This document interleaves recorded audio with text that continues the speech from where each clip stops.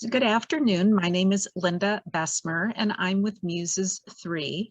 And we're very pleased this afternoon to be able to speak with you a little bit more about tools for life. I'm going to go ahead and share my screen so that we can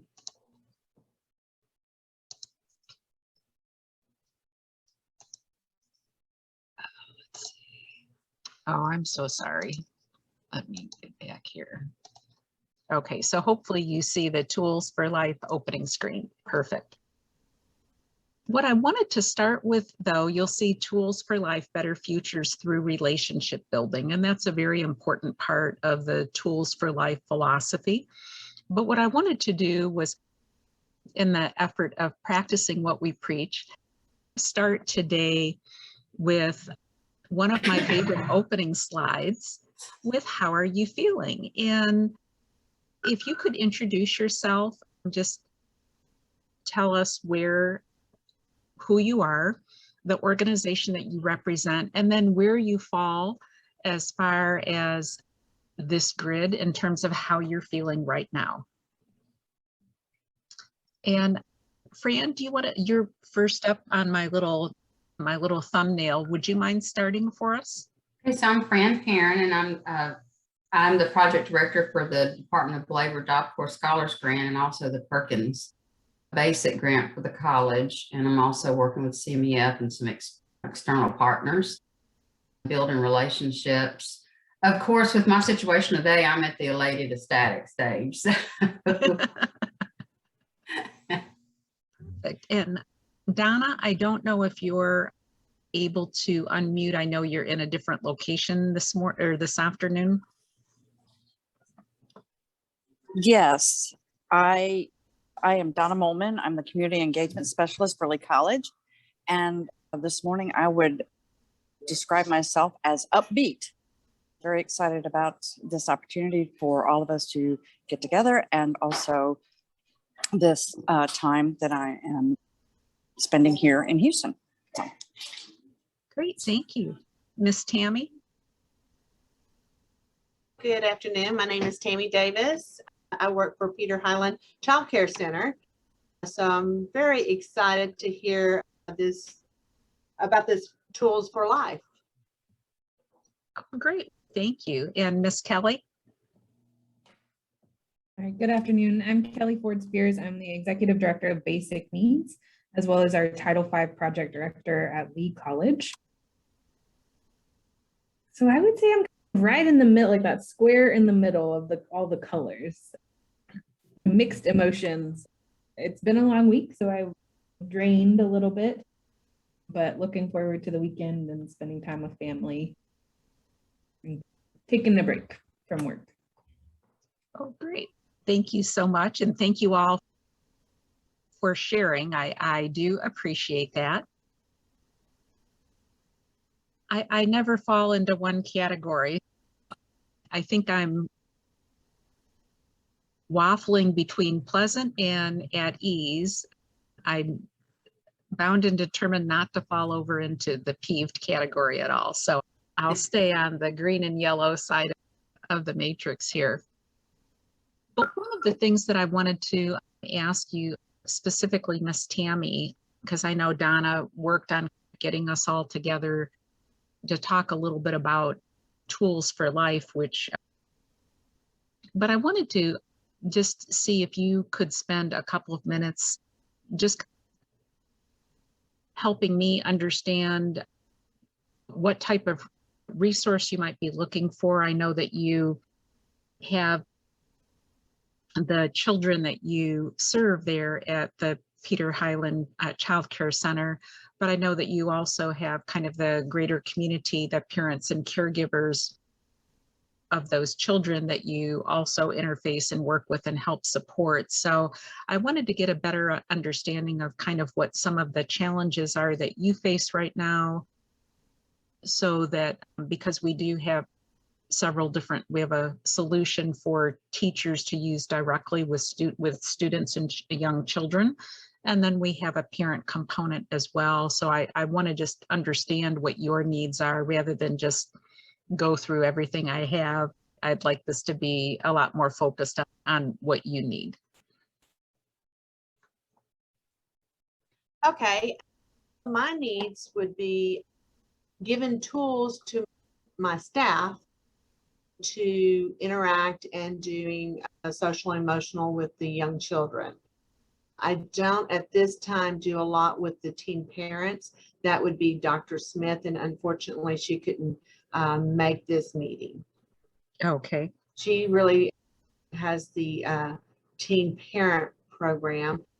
In the past, I used to do a lot of training and interacting with the parents, but because of COVID, the parents really just give us the babies and then we go on with the babies. I can see that changing as soon as COVID's away, but at this time, my needs would be mostly activities and tools to help with the social emotional of young children, and especially going through a pandemic. Okay. Okay, perfect. That's very helpful. Thank you. I appreciate you taking the time to go through that. I wanted to give you just a little bit more of a framework about Tools for Life. The company is headquartered in Canada, and we are one of their representatives here in the United States, and we're the resellers, if you will, for the state of Texas. And the company, Tools for Life, actually purchased the program from a mental health organization in Canada. And they had developed a whole series of resources and were providing them for a very minimal cost to schools in Canada and different childcare organizations. And they were selling so much of the product that they actually started to make a profit. And the Canadian government kind of said, you guys are a nonprofit, you're not allowed to make profit, so you need to just divest yourself of this asset. So they ended up actually selling all of the resources, and a portion of each sale actually goes back to this nonprofit to help continue to fund some of the work that they're doing. So that's a little bit about the history of Tools for Life, but the whole thrust, if you will, is to really help children at any age understand themselves better and understand how to build and maintain, how to start and maintain meaningful relationships with others. And we'll again talk a little bit more about that.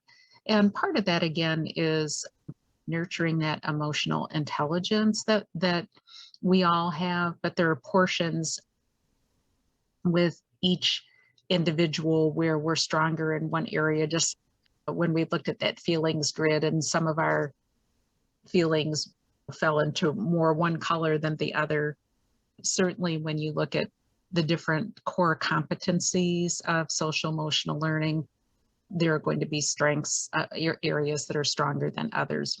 And I think one of the key things and one of the key beliefs for Tools for Life is that resiliency can be taught, that social emotional learning skills actually can be taught very successfully to our students. It's not something that we're born with. Just like you teach students how to read, we need to teach our students this. What we'll talk a little bit about is that tagline of building better futures.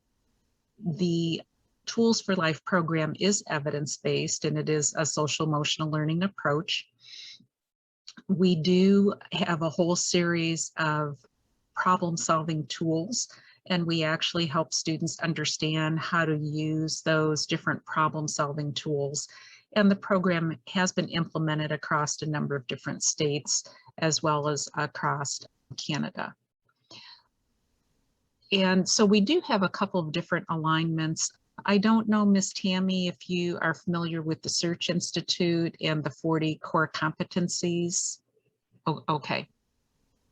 This is actually the Search Institute is a nonprofit organization, and they've put together a list of 40 developmental assets. And so what we've done is we've actually aligned the Tools for Life content to those 40 developmental assets. And I think I should be able to link to this. See if my technology skills. Are you seeing that another document has opened in front of the PowerPoint? No, okay. All right. I'll also send you a copy of this PowerPoint as a PDF, and you'll be able to pull up the Search Institute alignment, and it goes through each of those. The 40 developmental assets are organized into different categories and sections.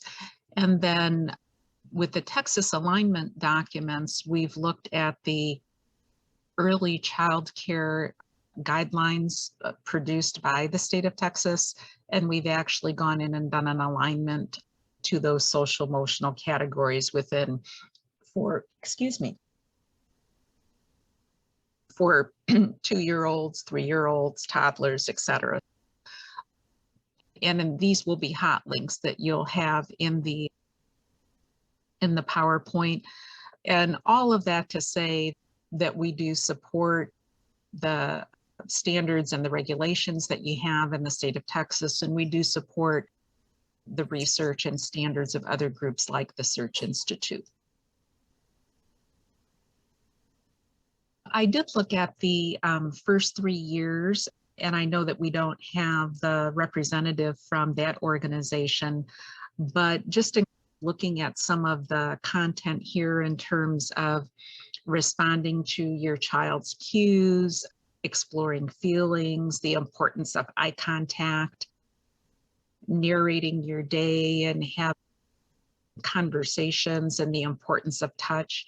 These are all areas that are also reinforced within Tools for Life and the professional development that we provide your teachers with in terms of how to nurture and build those meaningful relationships with the children that you serve. And I know that this is an important organization in Baytown, so we're definitely in sync with a lot of the work that they're doing as well. And this is from their family tips flyer. What I wanted to do was take you through some of the different resources and just explain a little bit about how they are used. So these would be what we do is we provide a resource kit for a class, and then we also provide professional development or training for the teacher or the caregiver that would be using those materials with students. And the early years resource is geared for students in terms of the manipulatives, and some of the activities are geared for students about 3.5 to 4 years old, but certainly a number of the strategies could be used with younger students as well. So we do have that teacher guide, and you'll see, I'm sorry, I misspoke, 2.5 to 4. And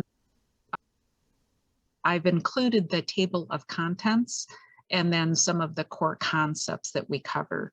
And those concepts are going to range from things like understanding your feelings and helping children recognize different feelings, being able to express those feelings, what the body cues are for themselves. When your face starts getting really hot, typically that means you're upset about something, and you can feel that your fists are clenching. Helping the child understand that body cue for themselves, but then also helping that child recognize if they're playing with another child and they see that same kind of series of things happening, that I'm playing with Donna and her face is getting red and she's clenching her fist, she's upset about something. So being able to recognize that feeling within myself first and foremost, then being able to recognize that feeling in someone else. And that gives us the building blocks for empathy and for compassion. So again, just as an example, the other thing that we work very hard in that you'll see is helping children build resilience and self-regulation as opposed to compliance. Compliance gets you a little bit down the road, but at some point in time, of course, that's simply not enough.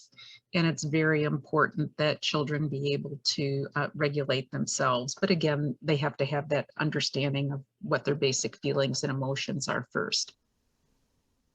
Again, what you'll be able to see is the table of contents for the guide, and then the early years concepts. And I can go into these now, or I can simply go ahead and provide you with a little bit more information right now in terms, again, you can go into it at more detail with the links that are here, but I'm happy to answer any questions that you have. So Miss Tammy, are there questions you have either about the concepts or kind of the range that's covered within the teacher guide? No, not at all. Not at this time. Okay, perfect.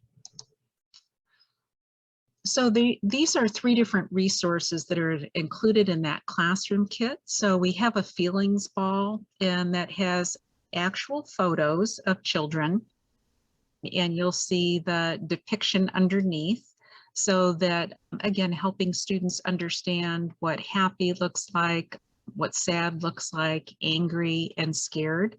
And for the early years, we keep things focused on those 4 primary feelings or emotions. When we get into our next level kit for our preschool and kindergarten, we'll go from 4 feelings to 8 feelings. And then as we get into elementary school and up into middle school, we'll go from 8 feelings to 16. So again, we have that delineation. So we do have the feelings ball. We'll actually have face cards, and then there's also a feelings wheel. And sometimes, again, there are a number of activities that will use these resources, or if oftentimes a student might be feeling something and they can't articulate enough, but they could point to the face on the feelings ball, or they could get the feelings card, and this is how I'm feeling right now. So again, we want to make sure that students have multiple ways to express themselves and to be able to let others know how they're feeling, but also to be able to recognize, again, what this looks like, not only for themselves, but with other students. And so we also have a series of tools. And so the tools are displayed on 2 different lanyards, and then we also have them articulated here. And the tools for, again, our younger children, our youngest children, are a little bit different than the tools for our older students. But you can see here, when a student is faced with that somebody's angry with me, and or they don't want to play with me anymore, and trying to figure out what the problem is, we try and provide students with a couple of different things that they can try. It may be that they're doing parallel play and they're not really playing with that friend, and that friend is getting frustrated because they want to play with that other friend, not necessarily beside them. And sometimes it's a matter of wait and take your turn, or we need to share this toy and can we play with this toy together? Sometimes I really like the toy that Tammy has, and maybe Tammy would want to trade for the toy that I have. So let's see if we can't try or can't trade. sometimes asking with friendly words is a good solution. And we need to be able to have our children be able to say, please. That's important too, especially if someone is using hateful words or hurtful words. Again, to be able to say stop is very important. And then I think one of the hardest things for our children to learn, I think especially our young men sometimes, is that walk away. And again, that's a very viable strategy. And sometimes you simply need to not engage in order to find a successful solution to that particular dilemma. And so what we actually recommend is that, again, these cards are available in posters. These strategies are posters that can be put up, and we'll see the posters in just a few more slides. But then we also have the tools on these lanyards. And so what we recommend is that teachers have the lanyards. And if you're one of the strategies we suggest is a calm down corner or a calming center, where again, students, if they are upset, they have a safe place where they can go. And we have different things that we suggest: a mirror where the student can see what their face looks like, and again, help do some of that recognition. Stress toys, again, different things where the student can sit and calm down. So we have a number of different strategies, but we recommend that the student as well as the teacher have access to those lanyards and those strategies, those tools.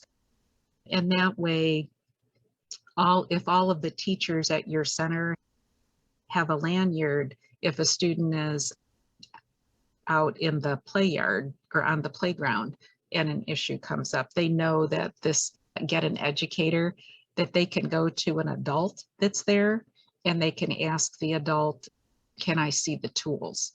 And sometimes the students will actually go through the tools together, or the student that's having a rough time that day can go through the lanyard and say, I thought I was playing together, but maybe I really do need to wait and take my turn. But again, it gives the students the idea of, okay, I'll go ahead and try this other strategy. And what we try and teach students is that sometimes you have to try more than one strategy, and that's okay too. And school should certainly be a safe place to do that, and home should be a safe place to do that too, where sometimes what you try doesn't work and you should be able to feel comfortable and be able to try another strategy. And a couple of the other pieces that we do have puppets that the teachers and your caregivers can use with the students. We also have situation cards, and so there are stories that kind of go with these. And the teacher guide will actually have a series of additional stories or books. Sometimes some of the books are available through PBS and other free resources, other free websites. And so there will be links in the teacher guide or places where teachers can go to access different stories and different books that will have these situations. And again, you can use the situation cards with those, where the students listen to the story and then they can actually go through the cards. Well, I think this person was sad in the story, and I think this person. And then we also have a parachute, and there are lots of different activities that you can do with students with the parachute. So that is one that's included. And then this is just shows you what the different posters look like. So the We All Belong, Everyone Listens in a Different Way, and we actually have exercises and activities to teach what listening bodies look like, and which is not necessarily, I know when my son was young, one of the schools that he went to in Houston, it was, well, put a bubble in your mouth and then zip it shut. This is a little bit different strategy than that, because a listening body doesn't have to have every child sitting crisscross applesauce in exactly the same way. Again, listening bodies can look different for different students, and it's important for our teachers to understand that, as well as our students. And then again, what calm bodies look like, and again, how to actually calm yourself.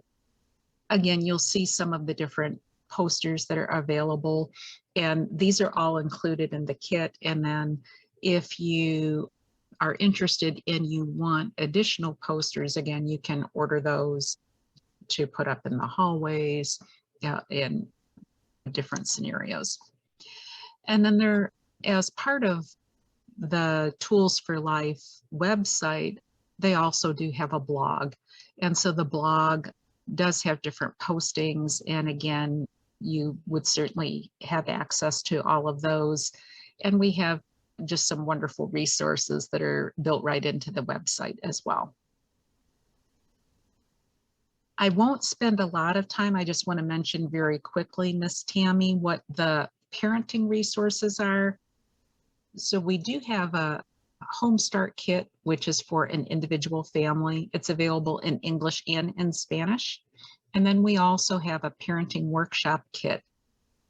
And the parenting, again, the Home Start Kit, you can see, is going to have a parent or caregiver guide, the feelings beach ball. It's, again, not knowing what age student. Again, it's going to have the 16 feelings, 16 wheels, and different types of tools. For families, what we include is a set of each of these resources, but a parenting workshop kit will provide enough materials for 20 families. But we also include a series of a binder that has a USB with PowerPoints, and then we actually have the printout of the PowerPoints, the scripts, an invitation to invite families to join the workshops. And it's all of these materials are structured so that you could actually do 6 separate 1-hour workshops with parents. So this would fit that whole kind of parent engagement model, if you will. And again, if you need the materials in English or you need the materials in Spanish, we do have these materials for families. We have them available in English and in Spanish. So that's just an overview. I don't know if that's enough detail. Again, I can certainly work with Donna to provide you with access to a kit. Again, what I'll do is I'll send you the PDF of this PowerPoint, and it will have those links embedded in it so that you can look at the alignment with the Search Institute, and you can look at the alignment with the different Texas standards, get an idea of the 9 main concepts that are covered in the Tools for Life early years resources. And then I think in the piece that has the table of contents, there's also one complete lesson that's appended to that. Again, just to give you an idea of what a complete lesson might look like, just for your teachers, so that you'll be able to see the kinds of resources that they would have available. So are there any questions that you all have?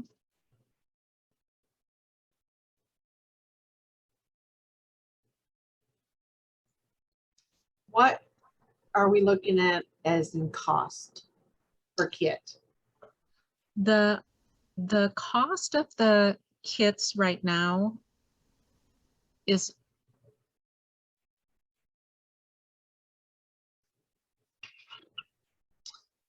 I'm going to go by my old pricing, and some of it would depend on, we do have the manuals available in PDF format or in print format.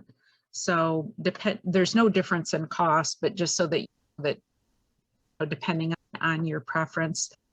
the cost of a kit with the resources, say for a classroom, would be $350, and that would include a 90-minute live virtual webinar professional development session.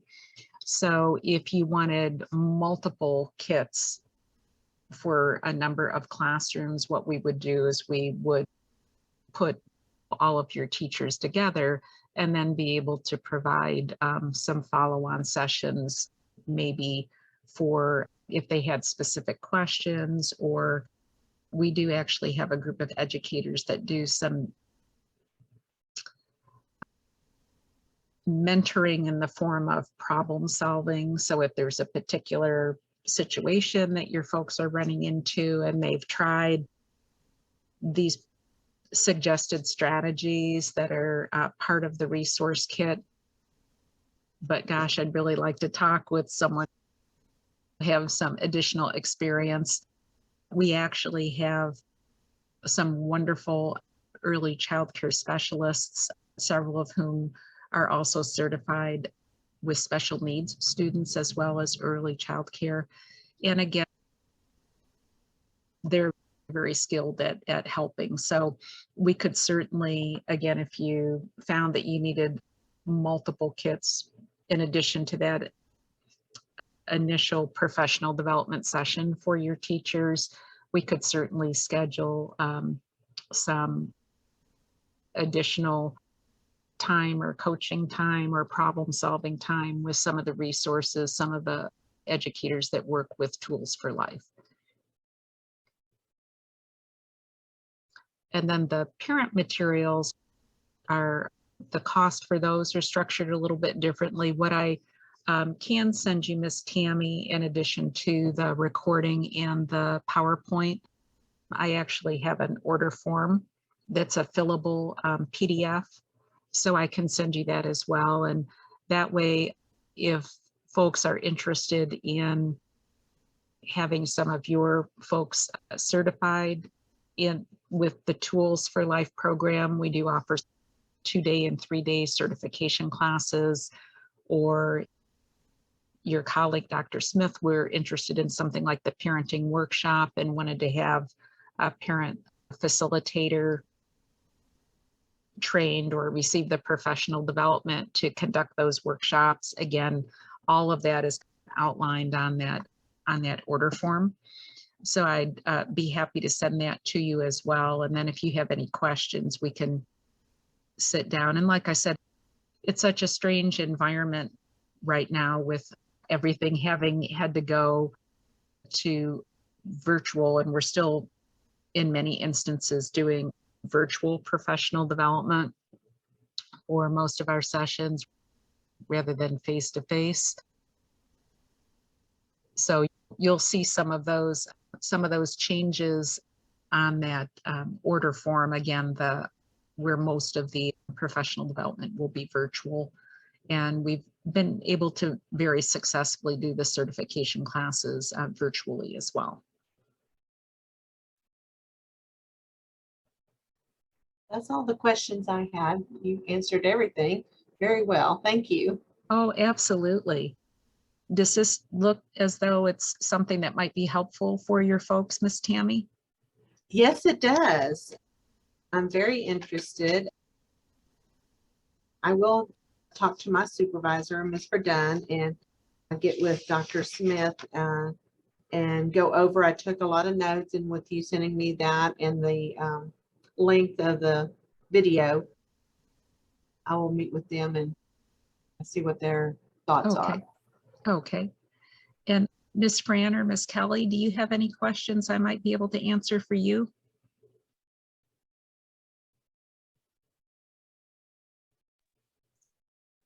I think I'm good. Thank you. Okay. I'm good. Thank you. Okay. Donna, is there anything else that you want to make sure that I cover? She might not be able to unmute. I will circle back with Donna before I send out the resources. which would probably be later today or tomorrow, first thing tomorrow morning.